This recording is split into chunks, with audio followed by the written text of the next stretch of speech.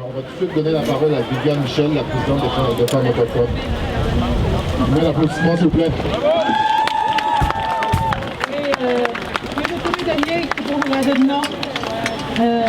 Hi everyone, bonjour. Hola, Azoui, salam alaikum. Elle est non, je suis désolée, je ne la prends pas encore. Évidemment, une grande journée aujourd'hui. Je m'attendais à attendre un plus grand nombre. On a encore beaucoup de travail à faire ensemble lorsqu'on parle justement des impacts du racisme. Évidemment, moi, femme des Premières Nations, on le vit au quotidien, les conforts du vent de notre mère. On est confronté à des regards haineux. On est confronté à des regards de mépris. Donc, les solutions, je pense qu'on a une rééducation à faire, autant chez les nôtres, parce qu'on vit avec beaucoup de méfiance, avec beaucoup de frustration, de colère. Donc, il faut changer, je pense, la switch. Essayer de faire renaître les valeurs de paix, éteindre les valeurs haineuses. Et comment on va travailler ensemble, ça c'est vraiment le défi. Comment on va doubler à la prochaine action le nombre que l'on est aujourd'hui. Nous avons chacun un cercle d'amis. Où sont les Premières Nations? Si je peux voir les mains levées, depuis que je suis arrivée, je cherche les Premières Nations. On est confronté à cette problématique-là.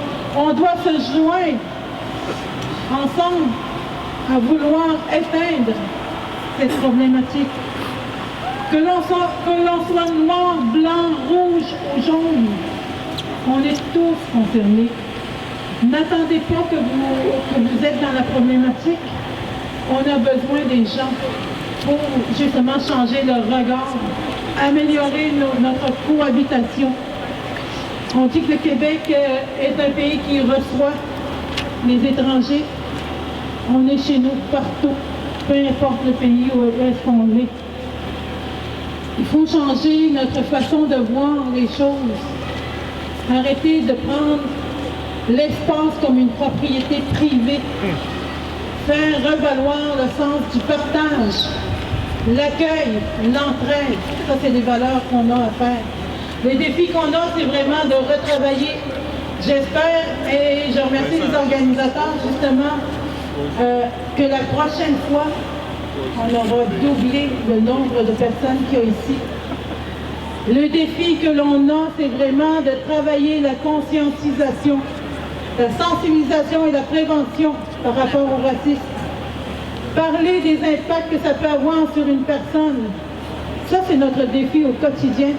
Pas juste quand on a un podium, partout, dans les rues, dans les universités, etc. Et en même temps, je tiens à remercier aussi la nation Mohawk et Anishinaabe de nous accueillir dans son vaste territoire non cédé. Je nous souhaite une belle marche de solidarité. Merci. Merci beaucoup à Viviane Michel. Une bonne main d'applaudissement, s'il vous plaît. Un peu plus fort, s'il vous plaît, on va se réchauffer ensemble, c'est important, on fait un peu plus de bruit. Même si on est 1000, on pourrait être 10 000 par le bruit qu'on va faire, donc c'est important de faire ça. Maintenant, je vais vous présenter Samira Laouni, qui est du corps et aussi co-organisatrice de la Semaine d'action contre le racisme. Et je pense que c'est une des personnes qui a fait énormément de travail cette semaine, donc elle mérite grandement une grande main d'applaudissement de la part de tout le monde ici. Donc, Samira Laouni. Bonjour tout le monde. Le travail, je ne l'ai pas fait toute seule. C'est toute une équipe qui a fait ce travail-là. C'est Marie-André Provencher, c'est Émilie Nicolas, c'est Erika Nunes et moi-même qui avons fait ce gros travail. Donc merci à toute l'équipe. Donc pour ma part, nous avons choisi le Québec. Et le Québec nous a choisis. Nous avons choisi le Québec à cause de sa démocratie, sa justice, sa liberté des choix, son ouverture. Mais nous voyons qu'il y en a qui sont plus égaux que d'autres. Nous refusons cette inégalité. C'est pour cela que nous marchons aujourd'hui. Malgré qu'on ne soit pas très nombreux, Mais ce n'est pas le nombre qui fait la force. Je dirais, moi, c'est la volonté qui fait la force. Le Québec doit demeurer cette mosaïque fière et riche de sa diversité. Plusieurs pays nous envient notre diversité, mais nous, chez nous, souvent, on la méprise en mettant tous les maux de la société sur son dos. Le français recule, c'est à cause de la diversité. On a sorti la religion de nos écoles et de nos hôpitaux. Cette maudite diversité nous la ramène. La musulmanie qui nous envahit, vous nous écrasez sous le poids de la charia. Alors que cette musulmanie, en réalité, nous a amené des femmes, des hommes, donc des humains, comme tout le monde, avec des compétences, des diplômes qui nous ont coûté $0, mesdames et messieurs, ça coûte $0 au Québec, les compétences qui viennent d'ailleurs. Ces humains différents, venus d'ailleurs, payent pour s'établir chez nous. On leur fait miroiter un Eldorado, alors qu'en 2015, 19% des femmes musulmanes étaient au chômage. Je ne parle pas des 25 000 emplois pour les minorités qui manquent dans la fonction publique, et j'en passe. On continue à demander à des enfants qui naissent au Sacré-Cœur, « Toi, tu viens d'où ?» On continue à me dire, « Toi, Samira, on te connaît, je t'aime bien, mais elle est comme toi avec foulard là, ça fait peur. » J'ai beau me dire qu'on va finir par comprendre que je suis une mère, une femme, une militante, en fait, une humaine qui était en gestation dans la ventre de sa mère pendant 9 mois, comme monsieur et tout, madame tout le monde, et qu'on va considérer un jour ce que j'ai dans la tête au lieu de considérer ce que j'ai sur ma tête. Merci.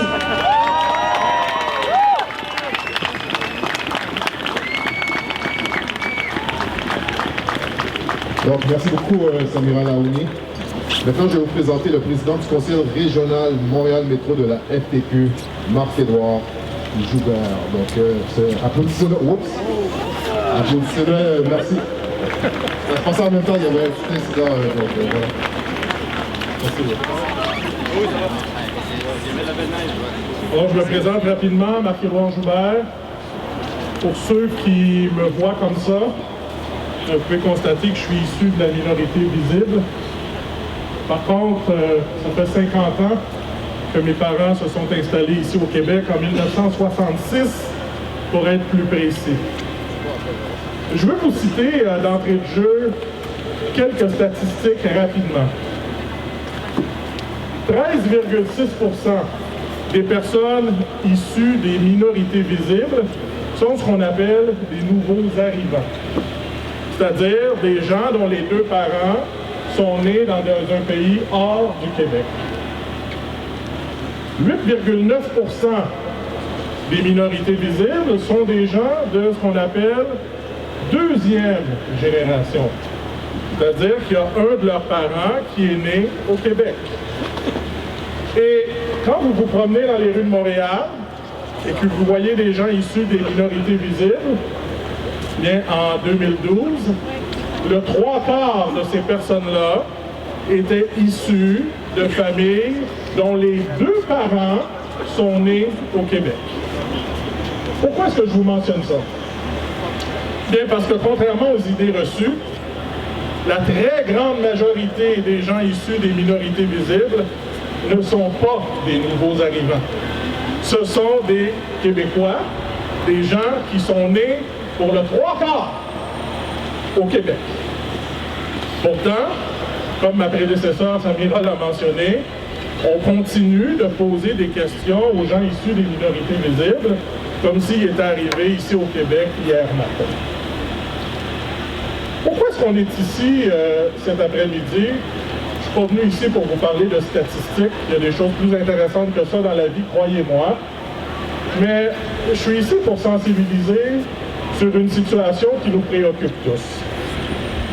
Quand j'étais jeune, mon père me disait toujours, Marc-Édouard, étudie, arrête de niaiser avec tes amis, parce que quand ça va être le temps qu'on prenne de te donner un travail à compétence égale, je vais vous le dire en créole, il n'y a pas de prendre parce que c'est noir ouillé. Donc, ce que mon père me disait, à compétence égale, mon fils, on ne te prendra pas parce que tu es noir, parce que tu es issu d'une minorité visible.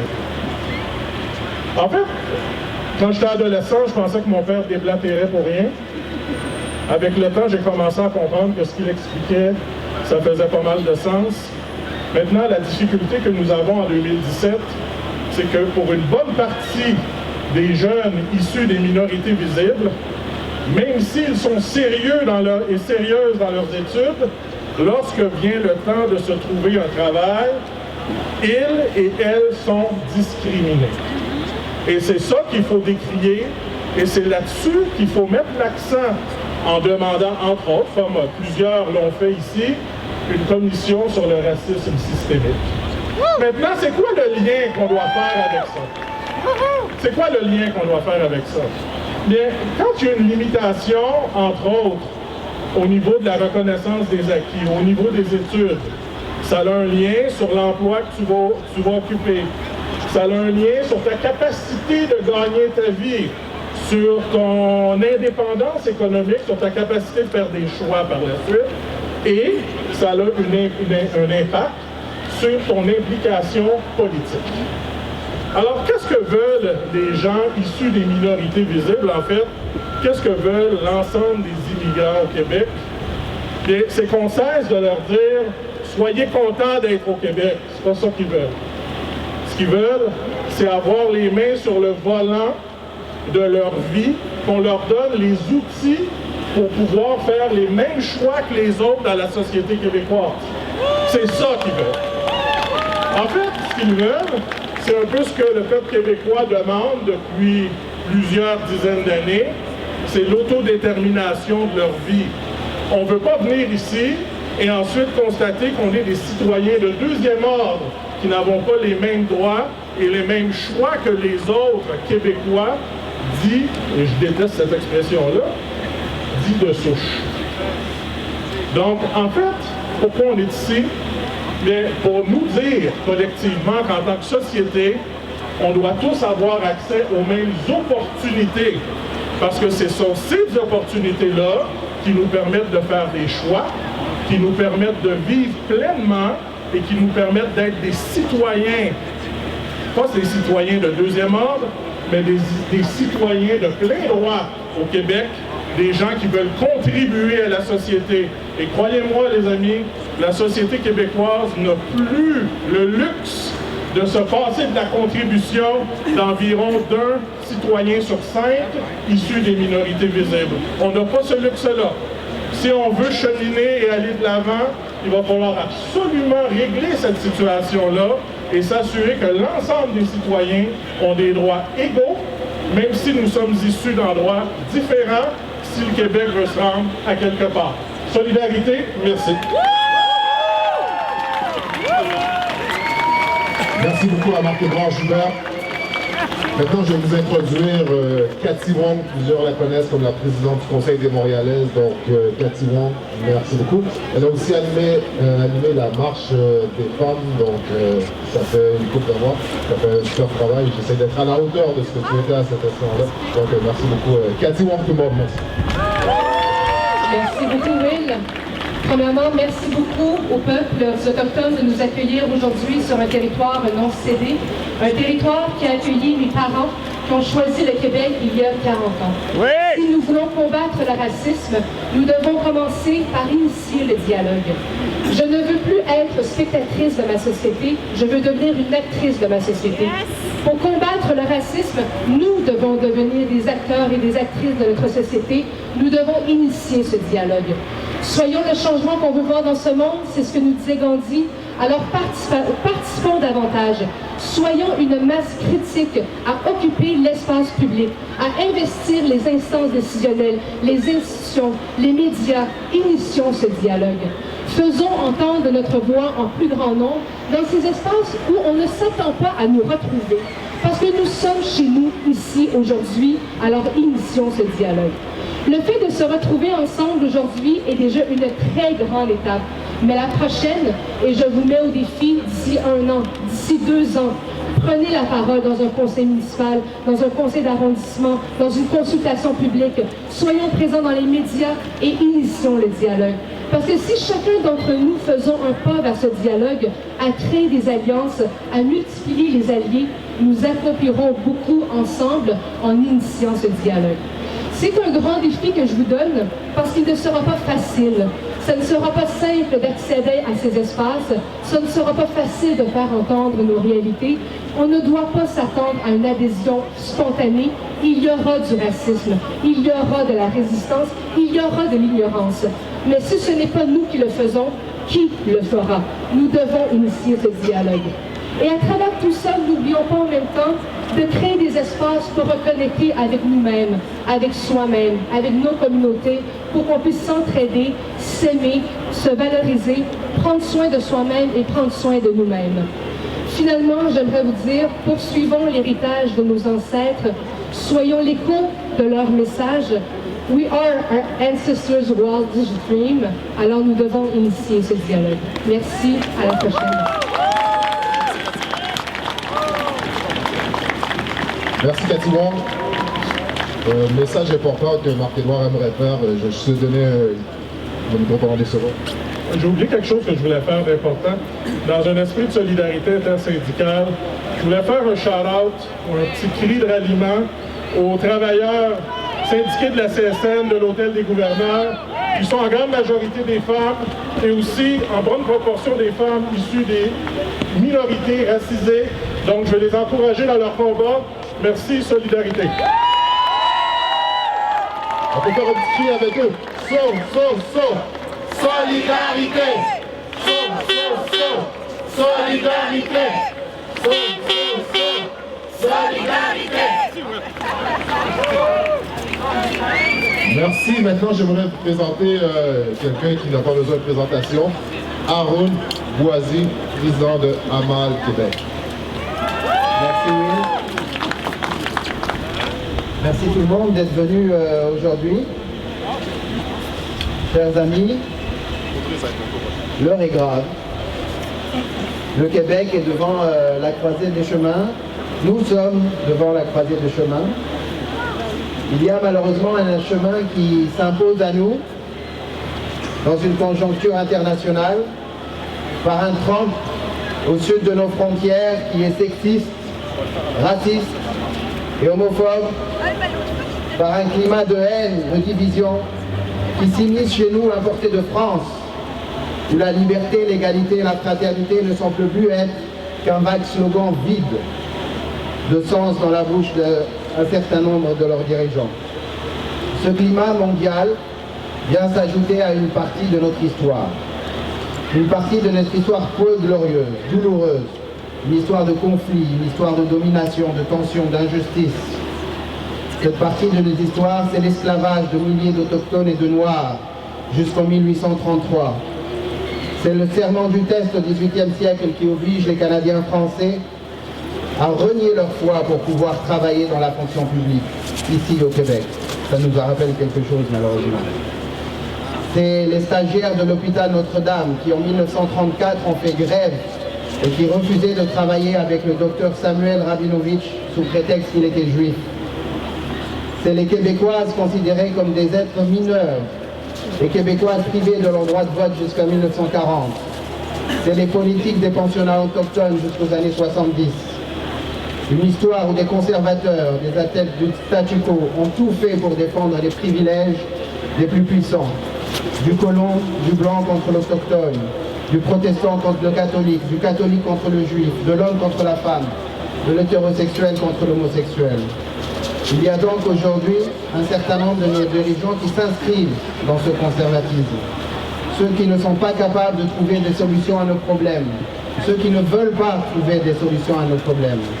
Un establishment puissant qui produit et reproduit l'injustice pour certains et les privilèges pour les autres. Les privilèges des lobbies qui nous manipulent,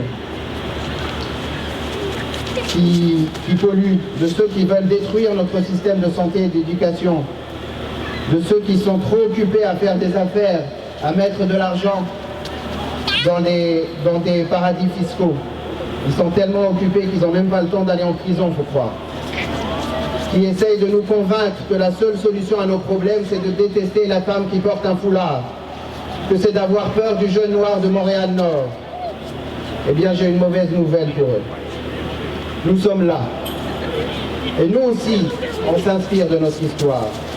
On s'inspire de Trois-Rivières qui, en 1807, a élu M. Hart à la Chambre d'Assemblée du Bas-Saint-Laurent, premier juif.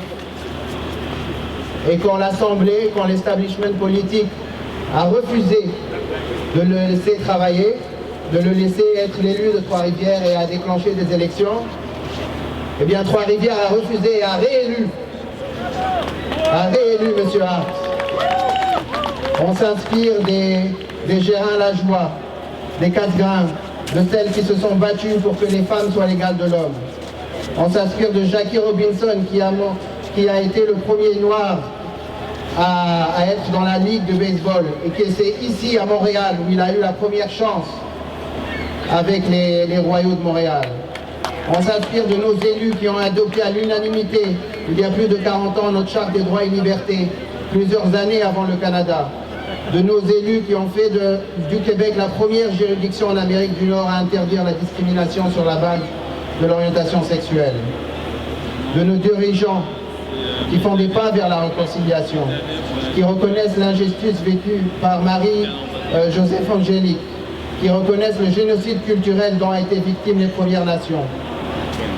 Et plus récemment, nos élus qui ont voté à l'unanimité une motion condamnant l'islamophobie avant l'Ontario et avant le Canada.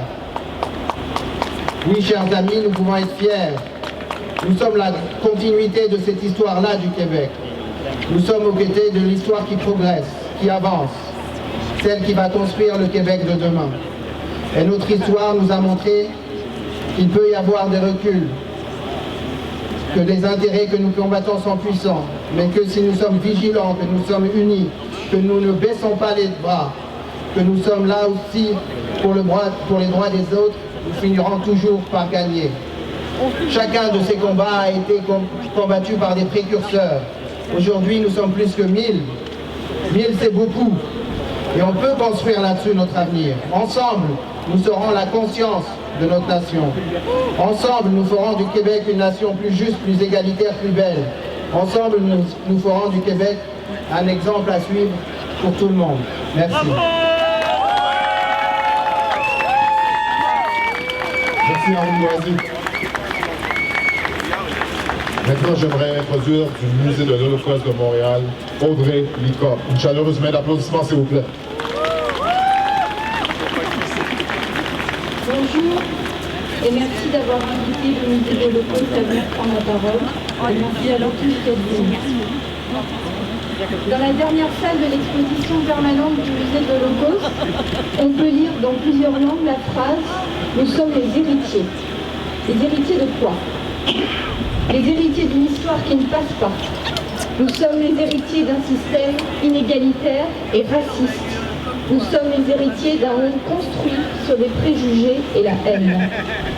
Nous sommes les héritiers d'un monde qui déjà, plusieurs fois, a basculé dans l'horreur la plus abjecte en assassinant systématiquement ici les Arméniens, ici les Juifs et les Roms, ici les Tutsis du Rwanda, les Cambodgiens, aujourd'hui les Burundais. La liste est bien trop longue pour que je vous énumère toutes les victimes de génocide à travers les siècles et le monde. Et mon propos n'est pas de vous dire qu'aujourd'hui, au Québec, nous allons vivre un nouvel holocauste ou un autre génocide. Mais je voudrais vous rappeler les étapes qui ont mené à l'assassinat de victimes innocentes.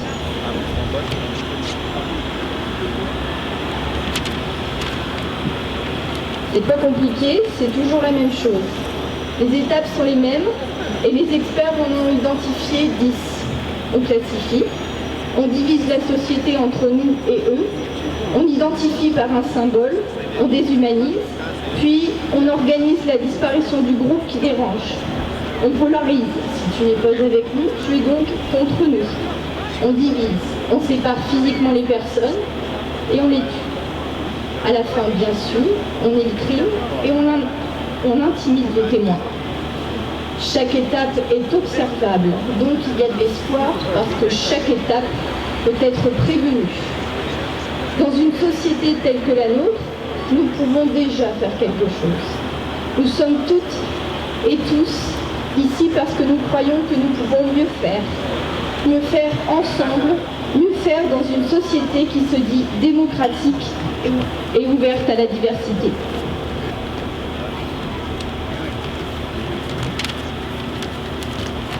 Nous sommes aussi les héritiers d'une responsabilité individuelle et collective.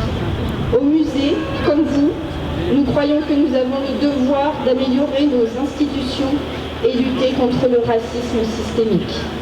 Nous devons nous assurer que les personnes et communautés racialisées, les minorités religieuses et les peuples discriminés ne soient plus les boucs émissaires de tous les maux de notre société.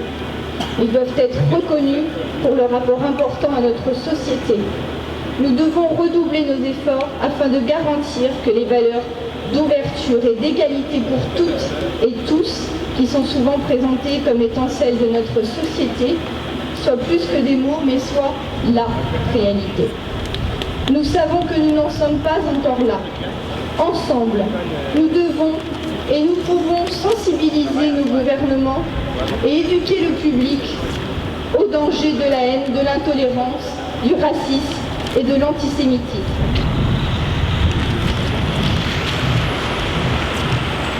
Ainsi, nous créerons les conditions d'un vivre ensemble harmonieux, une société juste et égalitaire où la discrimination et le racisme n'ont pas leur place.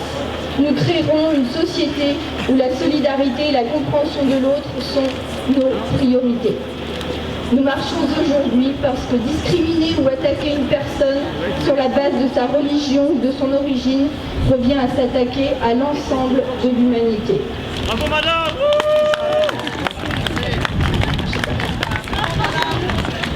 Nous ne serons pas dignes de notre histoire, nous ne serons pas dignes de notre héritage et de la responsabilité que nous impose la mémoire des crimes de génocide tant que nous fermerons les yeux sur les injustices que vivent certains de nos concitoyens parce qu'ils sont issus des Premières Nations, parce qu'ils sont noirs, parce qu'ils sont musulmans, parce qu'ils sont juifs, parce qu'ils sont roms, parce qu'ils sont handicapés ou homosexuels. Pardonnez-moi si j'ai oublié une minorité racialisée. Nous savons quoi faire pour lutter contre le racisme, l'antisémitisme et la haine. Nous sommes là, nous ne sommes pas indifférents, nous sommes les héritiers et nous en tirons nos responsabilités. Merci. Bravo! Merci beaucoup. Maintenant, j'aimerais vous introduire une militante féministe qui est une inspiration pour moi et pour beaucoup de personnes. Donc, je vais donner la parole à Alexa Conradi. On nous dit qu'on ne comprend pas le racisme systémique. Hein? Marie-France Bazot en a parlé, elle nous a dit « je ne comprends pas ce mot systémique ». Alors je me suis dit « je vais faire ma part pour l'expliquer ». Le racisme systémique, c'est d'être aide familiale et de ne pas être protégé par la CSST quand on a un accident de travail. Le racisme systémique, c'est lorsqu'on est une femme autochtone à Rouen, en Abitibi, et on ne peut pas porter plainte à la police pour agression sexuelle parce que c'est la police qui l'a commise. Le racisme systémique, c'est lorsqu'on est une femme qui porte le foulard et qui sait qu'on ne peut pas obtenir un emploi parce qu'on ne veut pas d'elle.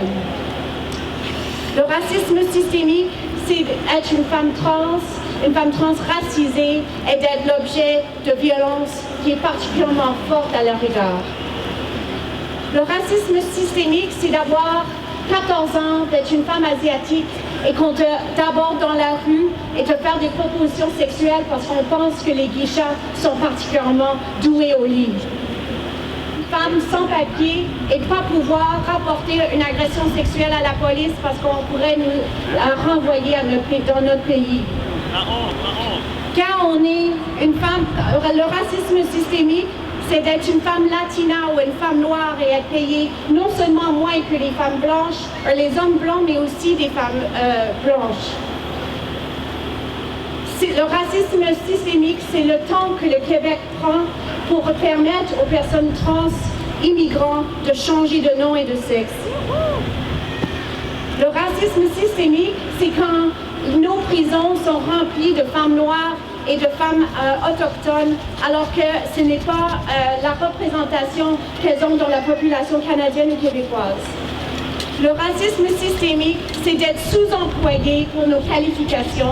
Le racisme systémique, c'est lorsqu'on n'arrive pas à avoir un emploi parce qu'on est discriminé. Donc, je n'arrive toujours pas à comprendre qu'aujourd'hui, le Québec, qui a vécu les horribles moments de la Charte, qui a fait des débats depuis des années maintenant sur c'est quoi le racisme systémique, je n'arrive pas à comprendre qu'on ne comprenne pas. Et là, je me dis, à ce moment-là, on est dans un univers de déni. Mais nous, on est ici pour dire que le déni, ça suffit. On ne peut pas avancer comme société si on ne reconnaît pas les problèmes que nous avons. Et on peut le faire avec amour pour notre pays. On peut le faire pour l'amour, par l'amour pour le Québec. C'est pas la haine du Québec dont il s'agit. Je suis tannée d'entendre que les gens disent, que des gens comme moi, qu'on soulève le racisme qui est ici, on est des ennemis du peuple. On n'est pas un ennemi du peuple parce qu'on veut du mieux pour tout le monde qui vit sur ce territoire. Alors, le Québec sera antiraciste et féministe ou il ne sera pas.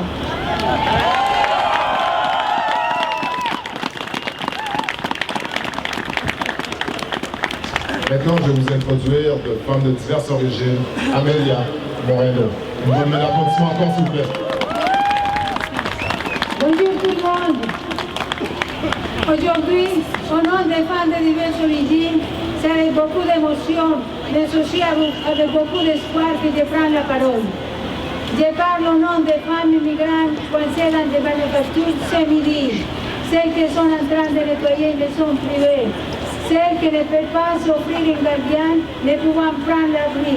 Enfin, celles femmes invisibles dans beaucoup de sphères de la société, mais en lutte. Nous voulons commencer par présenter notre solidarité à tous les musulmans et tous les musulmans du Québec. Nous voulons rappeler que le racisme n'est pas une question de peur de l'autre, qui passera avec l'éducation et quelques activités de sensibilisation. Le racisme est une construction sociale systémique, un rapport de pouvoir, de domination et d'exploitation. Grâce aux luttes des personnes progressistes de cette société, le racisme est devenu illégal. Mais cela n'a pas effacé de la conscience collective. Le racisme contemporain se métamorphose à l'ère du capitalisme globalisé.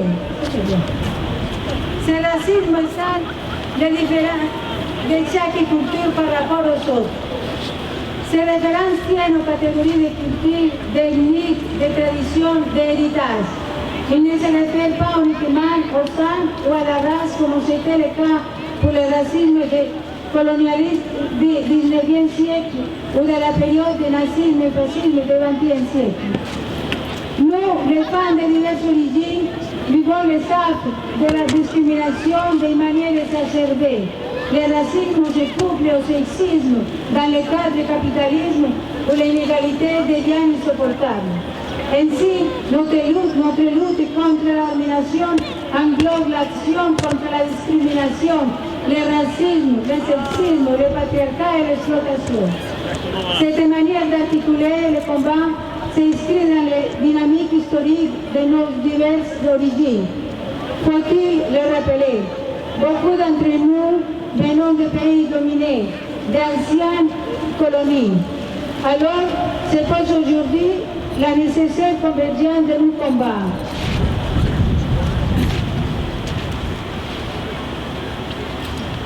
Il est crucial également de lutter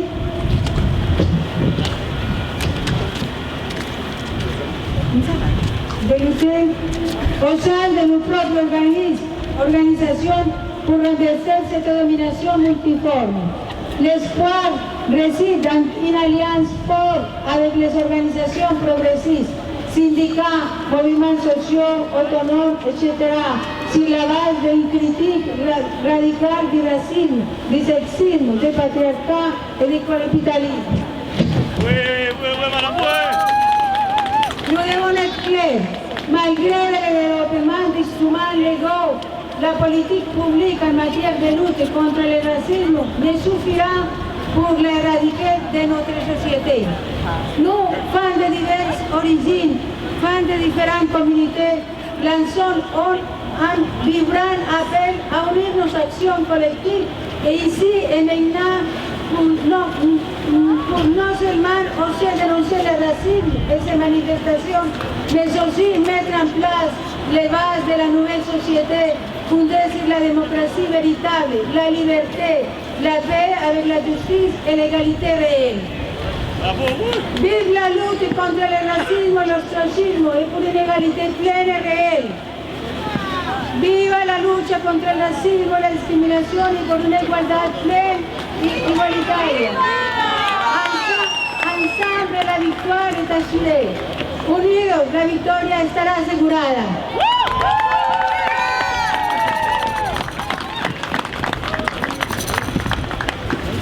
Donc, on va voir la dernière personne qui va prendre la parole.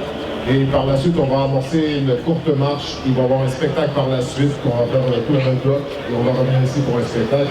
On va aller tout de suite avec une artiste et militante, Stella. Veuillez l'applaudir sérieusement, s'il vous plaît.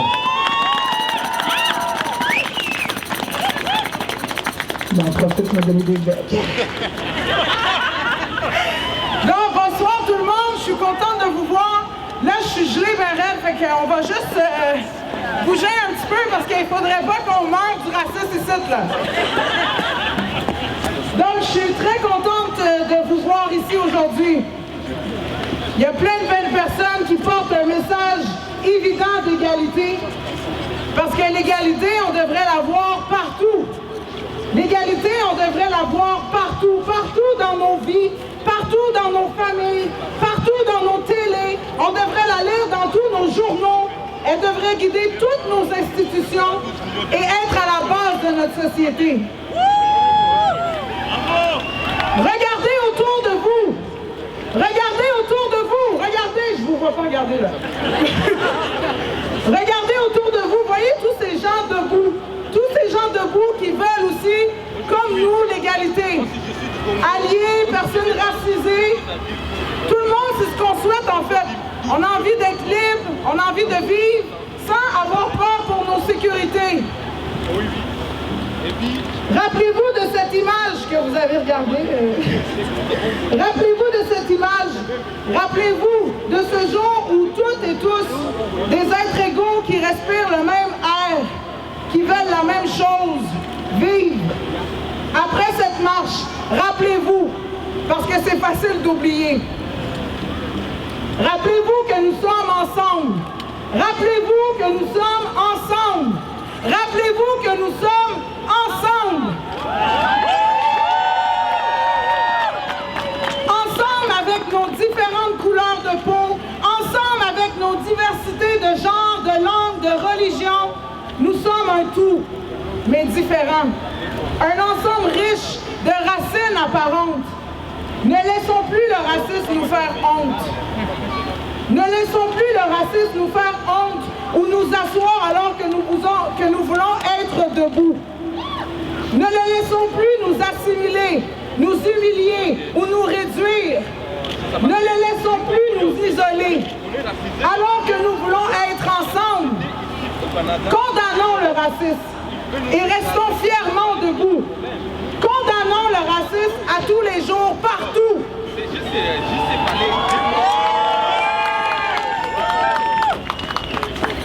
Condamnons le racisme à tous les jours, partout, dès qu'il se pointe le bout du nez. Condamnons le racisme. Chaque fois qu'il parle à la radio, condamnons le racisme. Chaque fois qu'il s'écrit dans dans un journal, condamnons le racisme. Chaque fois qu'il passe à la télé, condamnons le racisme. Chaque fois qu'il s'enseigne à l'école, condamnons le racisme. Dès qu'il nous suit au travail, condamnons le racisme. Dès qu'il tente de s'asseoir sur nous, condamnons le racisme. Chaque fois qu'il ne nous engage pas, chaque fois qu'il nous empêche de nous loger convenablement et d'être en sécurité, condamnons le racisme. Car c'est à lui d'avoir honte, pas à nous. Condamnons le racisme pour lui enlever les mots de la bouche. Condamnons le racisme pour lui retirer toutes les chances de diviser notre vivre ensemble.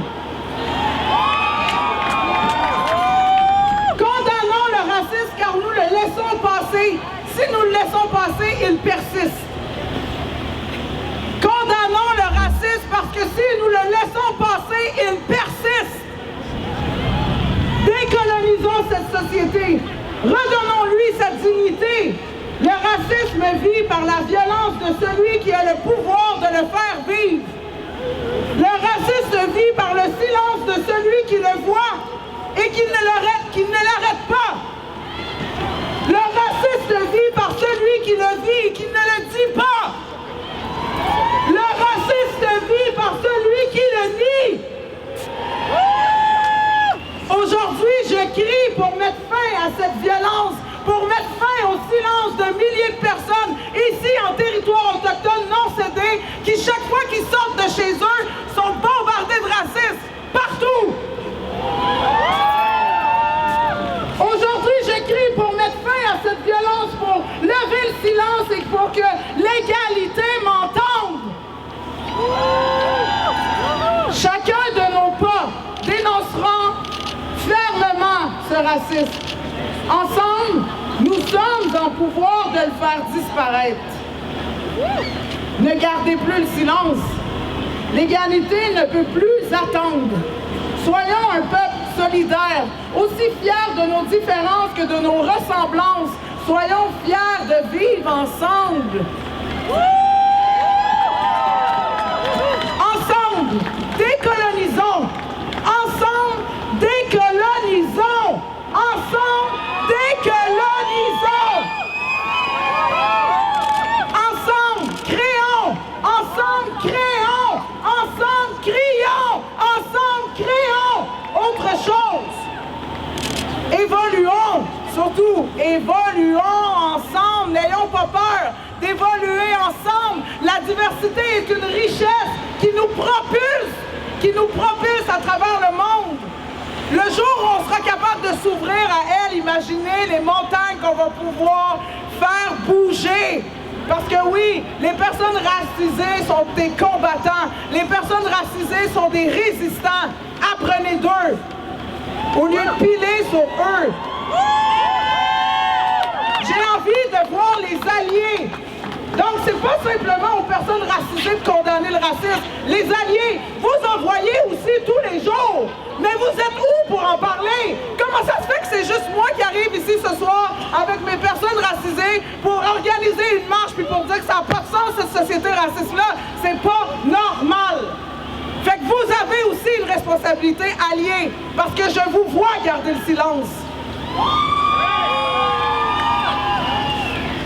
Donc, ensemble, décolonisons, créons, évoluons, parce que tout est possible.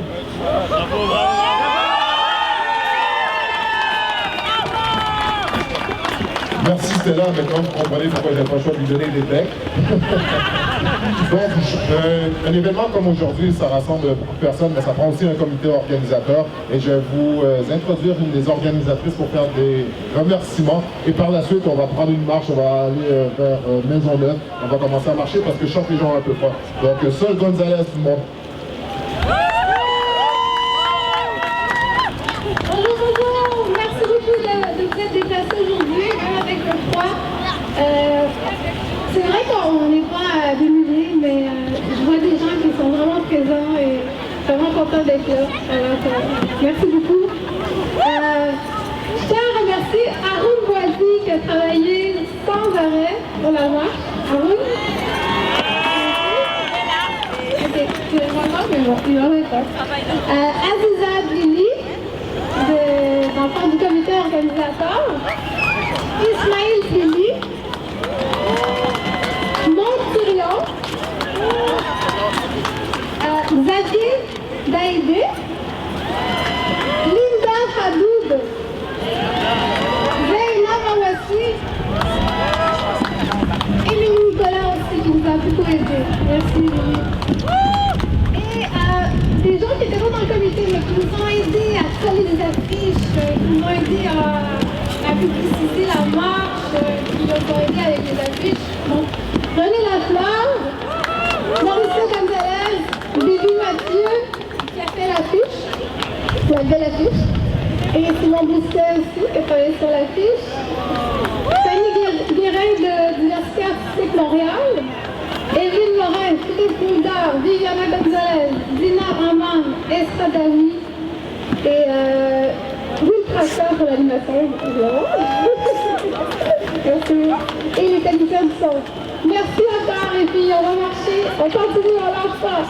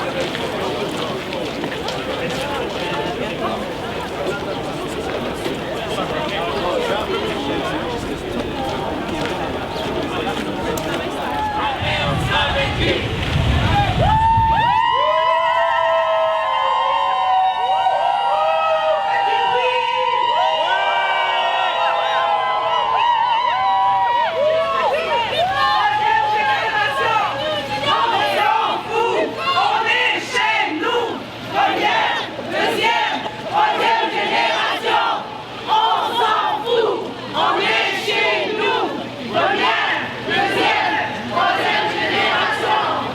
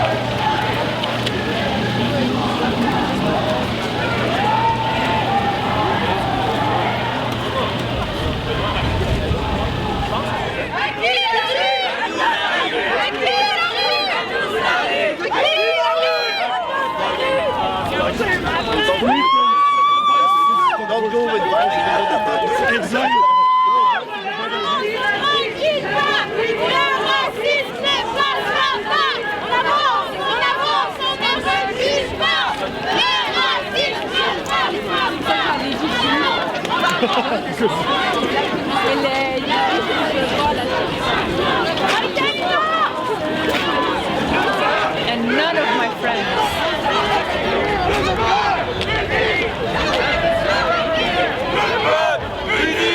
Jamais ne sera vaincu. Jamais ne sera vaincu.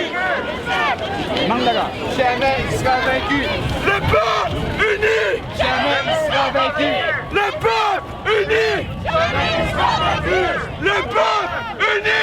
Jamais ne sera vaincu. Le peuple uni. Jamais ne sera vaincu. Le peuple uni. Jamais ne sera vaincu. Le peuple uni. Jamais ne sera vaincu. Le peuple uni. Jamais ne sera vaincu. Uni.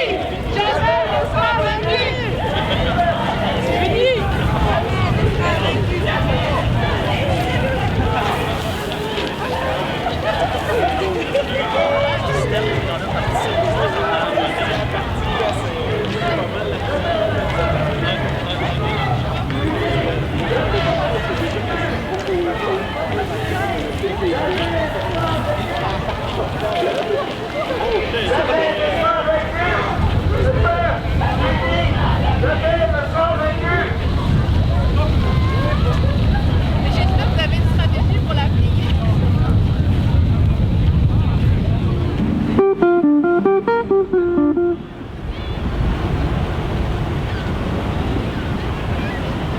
This skin, my smile, can make me cry.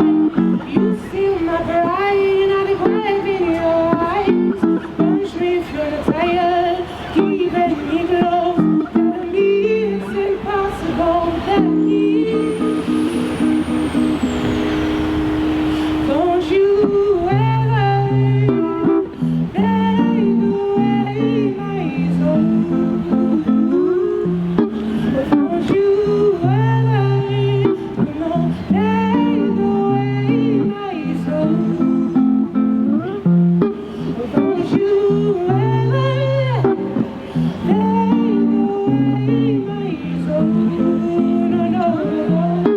Don't you ever, take away my soul.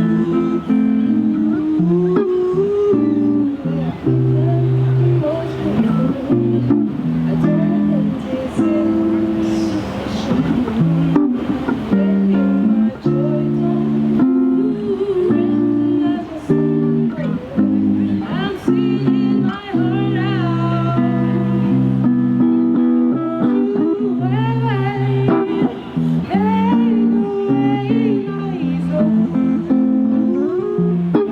Don't you